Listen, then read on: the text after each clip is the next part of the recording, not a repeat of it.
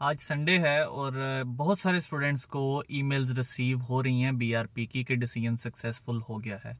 ऐसे स्टूडेंट्स जिनका जो बायोमेट्रिक था वो जुलाई लास्ट वीक में या अगस्त के फर्स्ट वीक में था और उनको नॉट स्ट्रेट फॉरवर्ड की ईमेल आई थी और उसके बाद कुछ के इंटरव्यूज़ भी हुए हैं और वो ऐसे स्टूडेंट्स जिनके इंटरव्यू भी नहीं हुए थे और उनकी कोई बैंक वेरिफिकेशन या कोई और डॉक्यूमेंट उनसे मांगे गए थे, जैसे टीबी टेस्ट वगैरह है या उनको से कोई एक्सपीरियंस सर्टिफिकेट की डिमांड की गई थी। तो उनमें से बहुत सारे स्टूडेंट्स को आज ईमेल्स आ गई हैं। हमारा भी एक स्टूडेंट थे जिनका जो बायोमेट्रिक था वो अगस्त फर्स्ट वीक में था और उनको नॉट स्ट्रेट फॉरवर्ड की ईमेल आई और उसके बाद उनको कोई भी ईमेल नहीं आई।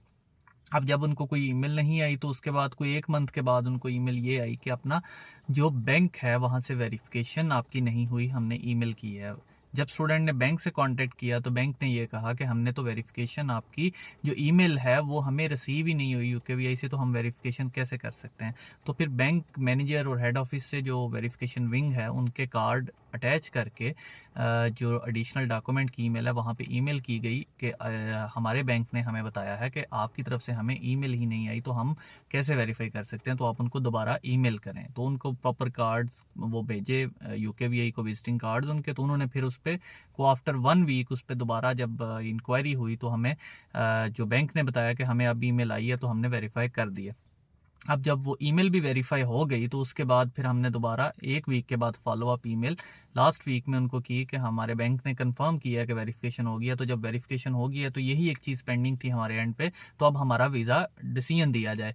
तो ये डिसीजन 5 सितंबर को हो गया हुआ था, यानी बीआरपी पे जो डेट आई वो 5 सितंबर की थी और हम वेट कर रहे थे कि फ्राइडे को आएगा या सैटरडे को आएगा, लेकिन वो डिसीजन आज संडे को 8 ऑफ सितंबर सुबह 11:15 बजे 11:18 पे स्टूडेंट को बीआरपी ईमेल रिसीव होगी, जो कि बड़ी खुशी की बात है। और स्टूडेंट के लिए भी ये बड़ा रिलैक्सिंग मोमेंट होता है कि इतना टाइम और फिर बगैर किसी वजह के इतना डिले करवाया जाए। और जिस तरह से यूकेवीआई ने पिछले कोई 2 महीनों से जितना स्टूडेंट्स को बगैर वजह के डिले किया है, या फिर उनके इंटरव्यूज़ डाल दिए, फिर उनके बाद एडिशनल डाल दी, फिर not straight forward email continuously 2-2 3-3 दफ़ा भी स्टूडेंट्स को आई, 2-2 महीने स्टूडेंट्स ने वेट किया।